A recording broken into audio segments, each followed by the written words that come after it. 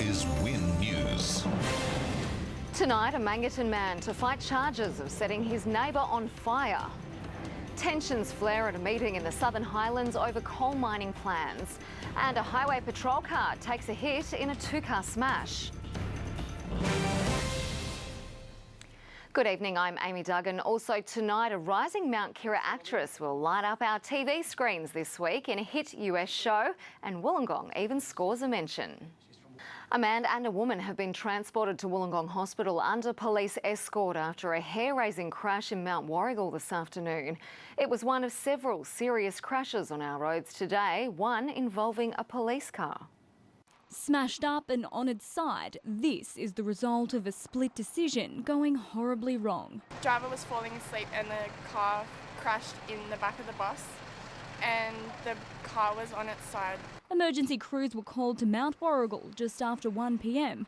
Miraculously, the 23-year-old driver and his 18-year-old female passenger managed to escape with minor injuries. They climbed up the windows. And those on the bus were assessed at the scene. There was only a couple of passengers on the bus and the bus company provided another bus for them to be transported away. The pair was taken via ambulance to Wollongong Hospital under police escort, suspected of being under the influence of drugs. Hours earlier, during the morning commute, two cars collided on Crown Street in West Wollongong. This security vision shows the red car misjudging the speed of the oncoming car before careering into a pole. The 38-year-old driver was trapped for some time before being transported to Wollongong Hospital with possible spinal injuries. This afternoon, she was still there in a stable condition. Almost simultaneously, there was another two-car collision in Wilton, this time involving a police car. It's understood they collided on the Picton Road off-ramp to the Hume Highway at around 9 a.m. A female highway patrol officer suffered minor face and chest injuries, while the driver of the Toyota Corolla injured her pelvis. Police are investigating the circumstances of the crash, but initial reports suggest the traffic lights were not operating at the time. Nevertheless, emergency crews are taking this opportunity to remind drivers to take your time, leave early, don't panic and stay safe. Kimberly Pratt, Win News. An 18-year-old man is in police custody after allegedly threatening another teen with a knife in a home invasion in Dapto just after 1 o'clock. Thankfully, no one was injured. A short time later, police attended a nearby address on Compton Street where the alleged offender was arrested. A number of goods believed to be stolen were also seized. A Mangaton man will stand trial next month after pleading not guilty to dousing a man in petrol and lighting him on fire. Timothy Illingworth has been behind bars since January, accused of almost killing his neighbour, Joseph Baldacchino.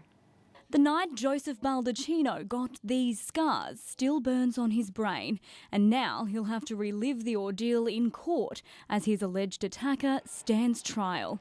Timothy Illingworth today pleaded not guilty to 4 charges, including assault causing actual bodily harm, after he was arrested in January suspected of dousing his neighbour with lighter fluid and setting him on fire.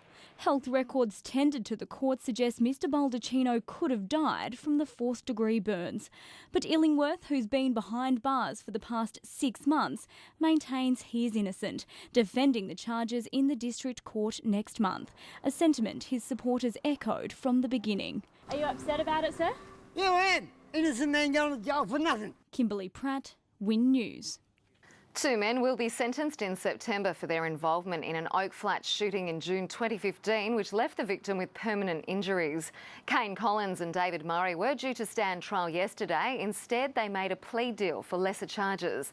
Collins pleaded guilty to shooting the victim with intent. Murray admitted to being an accessory after the fact for driving the getaway vehicle. Court documents reveal the victim owed the shooter's girlfriend $300 when he was ambushed by Collins at his home and shot 4 times in the side. 2 years later, the victim still has shrapnel in his arm and suffers ongoing pain. Hume Coal has put its case forward to Wingecarribee Shire Council for the first time as it surges ahead with plans for underground mines in the Southern Highlands. Council has remained firm, declaring itself coal-free. The Hume Coal battle of the Southern Highlands continues. This time the gloves are off. Hume haven't been open and transparent for the last 6 or 7 years, and Fortunately, they've decided to come out of the closet today.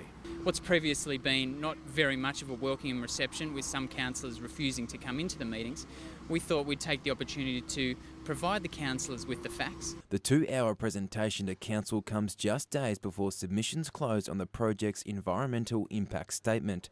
Hume Cole claims the mine would boost jobs and economic activity in the region, but there's deep concerns about impacts to water quality. There may be some benefits. Who knows, but they've got to convince us what they are. Cameras were denied access as the session got underway. That's despite it being open to the public. I think it was only by chance that I found out this was on. So, yeah, I've got to say could have had a bit more exposure. I think we'll bring it back to council and there'll be a full public debate and people will be able to read the environmental report. There'll be more back and forward and probably a final hearing before it's finally concluded one way or the other. And I think we're in for another 12 or 18 months. Jake Keating, Win News. Just days away from featuring on the Win Network's hit new show Bull, Wollongong actress Lara Goldie says she's still pinching herself. Speaking exclusively with Win News, the Mount Kira product revealed our city is set to make a cameo appearance on the show. The moment a Wollongong girl takes her first steps towards stardom. Well, Ali is my new assistant. She's from Wollongong, Australia. Someone's got to keep this guy in line. Lara Goldie could never have imagined representing her home city on the small screen. The fact that I started in Wollongong and now the name has been thrown into this big TV show I'm in as well, it's like this come full circle. The 26-year-old will feature on the Win Network's hit show Bull this Sunday night. Lara was originally cast with an American accent. That's before lead actor Michael Weatherly was introduced to Wollongong. Where are you from? Wollongong? What? Wollongong? And I'm like, no. And I was teaching him how to say it, and then he just threw it in. He just added it in, and they changed it, and now his new assistant's from Wollongong. From her days in drama class here at Smiths Hill High School, it was obvious Lara was destined for the bright lights of the US. She graduated from NIDA in 2011 and was awarded a scholarship in New York just a year later. But this role is the big break she's been after. It's all happened in the last couple of months. I forget how little time has passed, but there you go. It's all a whirlwind, I guess. Parents Martina and Andy couldn't be prouder, brought to tears as their little girl from the Gong makes it onto the big stage. I'm getting a bit emotional, actually. She's worked really hard for 5 years. She's lived on the smell of an oily rag. For Lara, the sky's the limit. She'll continue filming season 2 of Bull in a couple of weeks' time. But as the rising actress shoots to stardom, she's not forgetting where she's from. And I make it back about once a year, and I go straight to Wollongong because it's just such a nice break and change from the craziness of New York. You can catch Bull only on the Win Network this Sunday night from 9 o'clock. Smart girl like you, I'm sure you'll land on your feet. Hope so. Jake Keating, Win News. Coming up next on Win News, a family's new lease on life since adopting a greyhound, and a marathon man makes his way to Wollongong, completing a gruelling trip for a great cause.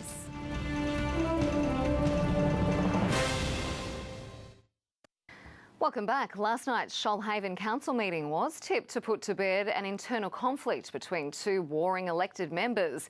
Instead, Joanna Gash's public apology has been taken as insincere, fueling an even bigger divide between the two former mayors. The election battle was over, but it quickly turned to a war of words, with Councillor Joanna Gash making inflammatory comments in the media, pinning the Gash Must Go flyers on her fellow councillor Greg Watson and his wife Robin.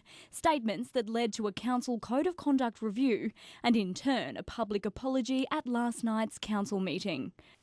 I am very sorry for my regrettable words, and I offer this public apology to councillors and Mrs Watson. But according to her rivals, the councillor's insincerity stood out more than her yellow blazer. I don't accept it. She didn't state what the apology was about. The apology was about her insinuating and stating a fact that I actually authorised the Gash Must Go brochures. That's what the apology was supposed to be about. You have Joe Gash claiming that I admitted that I'd circulated the Gash Must Go brochures. I did not admit that, and she has not apologised to me, And as far as I'm concerned, it can go back to the Code of Conduct reviewer. The pair say the allegations have caused irreparable damage and will be taking the matter further. And I'm terribly upset by this because she has destroyed, or tried to destroy, my character. I'm sorry, they said... Gash maintains that she went to a lot of effort to show her sincerity and that it's on them for interpreting it as inadequate. He who covers his sins will not prosper, but whoever confesses and forsakes them will have mercy. Kimberly Pratt, Win News. An Adelaide man hits Wollongong tomorrow as part of a marathon journey to help children with a rare skin condition. Andrew Bishak is just over halfway through his $1 million run, aiming to raise funds for people with epidermolysis bullosa. The condition leaves sufferers with blisters from head to toe. The $1 million run is a 3,000 kilometre run from Adelaide to Brisbane, running 5 marathons a week for 4 months. In the end, all I want to do is see a cure for these kids, and to do that, unfortunately, we need to raise as much money as we can. The public can help the cause by running alongside Andrew at the Run for 30 at 4 o'clock at Stewart Park tomorrow afternoon. He then heads to Appin on Saturday. The end of the financial year is only 2 days away, reminding us all to get organised for tax time. The Australian Taxation Office has some tips for the best chance at receiving a good return. A tax return that would boost the savings account or fund a holiday is what we're all hoping for this time around. Maybe a bit into savings and maybe a bit for a holiday, maybe buy my wife a treat or two. Usually pay it off a bit of the mortgage. With tax time just around the corner, the Australian Tax Office is reminding taxpayers to take the time to get it right. We know that a lot of people want to get in early and lodge in July. But our analysis also tells us that if they do, they run a much higher risk of getting their return wrong and leaving out some income. Financial advisors say although people do have time, it helps to get organised. It's getting very late in the day. There's only a couple of days left, so but there are still probably some things that people can do if they act very quickly. Top tips to get your tax right include deciding how to lodge, getting your paperwork in order, be sure to include all of your income, know what you can claim, and be sure not to panic if you do make a mistake. Although the professionals aren't the only ones with tips and tricks. Well, I'll contact my tax accountant and send all my documents down to him and hope for the best. Save every receipt and make sure you're organised. Ellie Bryce, Win News. Eden Marina developers say the project will surge ahead despite the government failing to commit funding for a wave breakwall at Cattle Bay. The Eden Marina makeover comprises a 154-berth marina, a resort hotel and residential development. Member for Bega, Andrew Constance, says the government is not in discussions regarding the floating wall at Cattle Bay, but highlighted the Snug Cove Eden Safe Harbour project contribution of $10 million. A family in Woonona has opened its hearts to adopt a four-legged friend in need. The Wallace family recently adopted a greyhound, unaware the newest member of the family would change their lives, particularly that of their young girl with a disability. The Wallace family never expected to find the perfect pet, but just 7 weeks after adopting their greyhound Ziggy, he has completely transformed their lives. And it all comes down to having a daughter in a wheelchair with a disability who needs quiet. 12-year-old Gracie needs a quiet and calm environment, a temperament few associate with a racing dog. But after doing their homework, the family quickly realised a greyhound ticked all the right boxes. Being a full-time carer for Gracie, she needed a dog, I guess, that wouldn't increase her workload. So with greyhounds, they don't lose a lot of fur, and again, there wasn't that doggy smell, so it wouldn't actually increase her daily workload.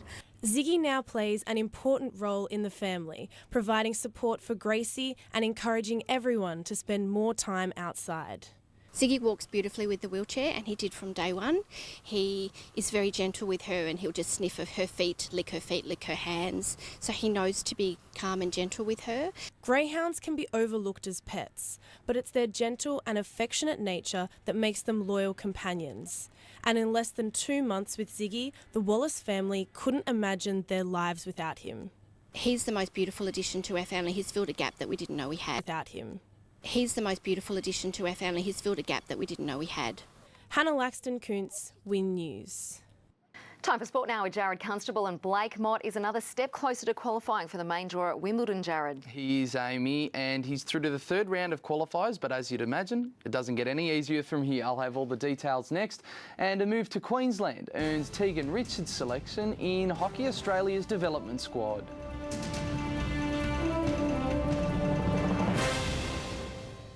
After a 6-4, 6-4 win over German Jeremy Jahn. Mott's win sees him become the sixth Aussie through to round two, with hard-hitting Sam Groth bowing out.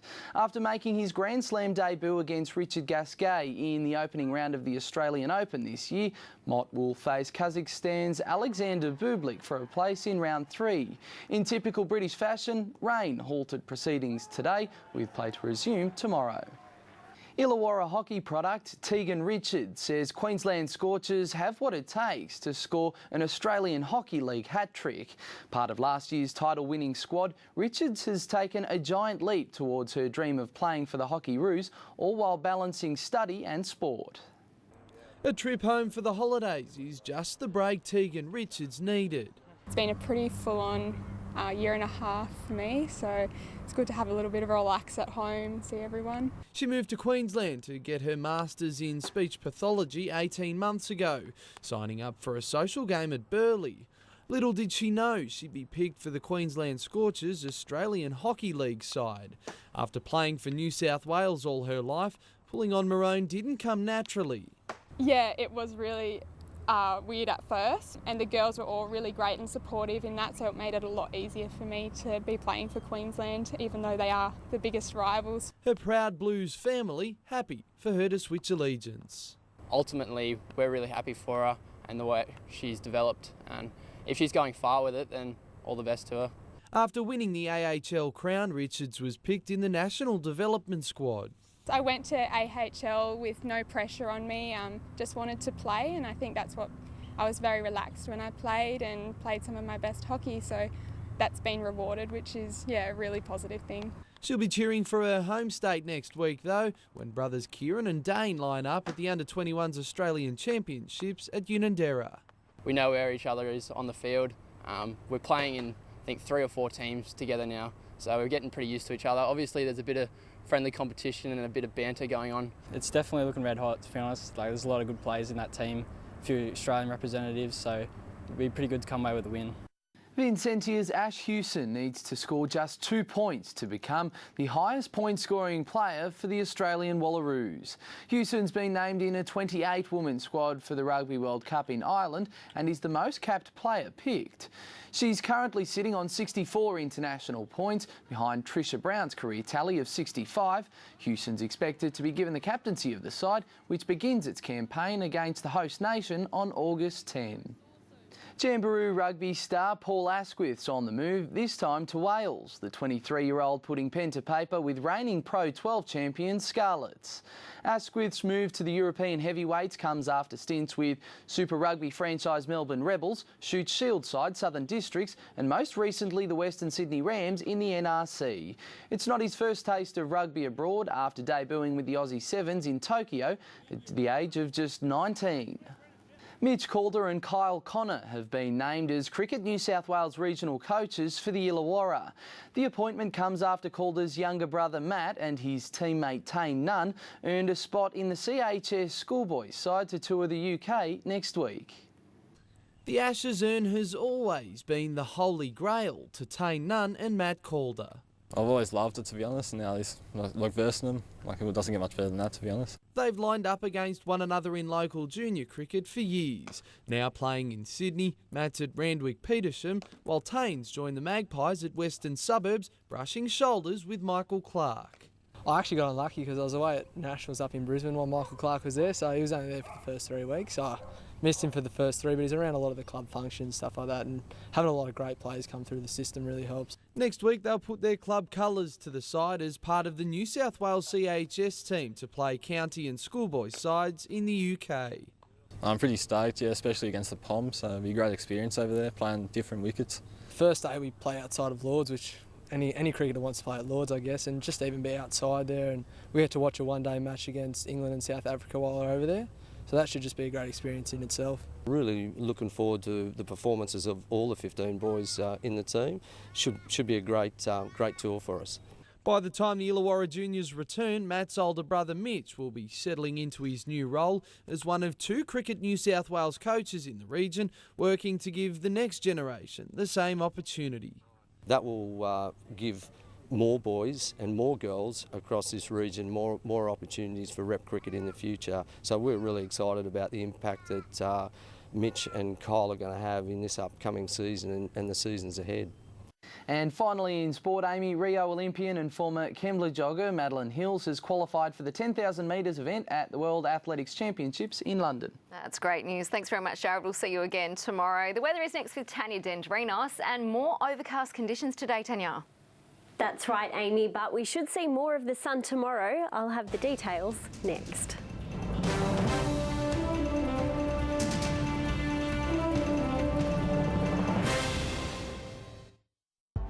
Surprising new season of Offspring.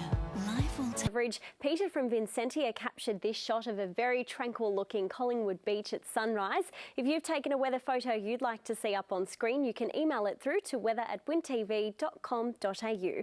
Let's have a look at the details from today. There was a bit of drizzle in a couple of places. Bowral just scraped into double digits, but it felt much cooler for most of the day. Top of 14 at Picton and a high of 16 at Ulladulla. On the south coast, winds reached 26 kilometres an hour at Narooma, a low of 13. It climbed to just 15 throughout the day, and 16 was the top for Bega. On the satellite, a cloud band bringing some rain is crossing the state. On the synoptic, we can see this is ahead of a cold front that will cross tomorrow, with a low developing within the front as it moves over the Tasman Sea. Partly cloudy on Illawarra waters tomorrow and mostly sunny further south. There is the slight chance of an evening shower offshore, as well as the chance of a storm offshore south of Green Cape in the morning. A strong wind warning is in place for the Eden coast. Taking a look at the forecast for the Illawarra and Southern Highlands, and we're expecting some light morning frost about the higher ground, as well as some morning fog. Will be a partly cloudy day. Picton dropping to 4 tonight and climbing to a top of 17 throughout the day tomorrow, and the mercury should rise to 18 degrees at Albion Park. Taking a look at the south coast, mostly sunny after some morning frost and fog. A low of 2 tonight at Maria Heads, climbing to a top of 17 degrees tomorrow. The same for Bateman's Bay, and a high of 16 forecast for Eden. For Wollongong, a partly cloudy day is on the cards tomorrow, climbing to a top of 17 with sunrise at 7:02 and sunset at 4:56 p.m. Taking a look at the days ahead, some frost to start the day on Friday, but the sun will come out to warm things up after that, and the forecast is looking much the same throughout the weekend. We can take a look at those temperatures and see that things are warming up nicely come Sunday, top of 18 degrees for Albion Park and 17 for Nowra and Bateman's Bay. So, Amy, some more glorious winter sunshine to enjoy. Thanks, Tanya, and that is Win News for Wednesday, June 28. I'm Amy Duggan. Good night. This has been a Win News presentation. Win News, Regional Australia's #1 news source.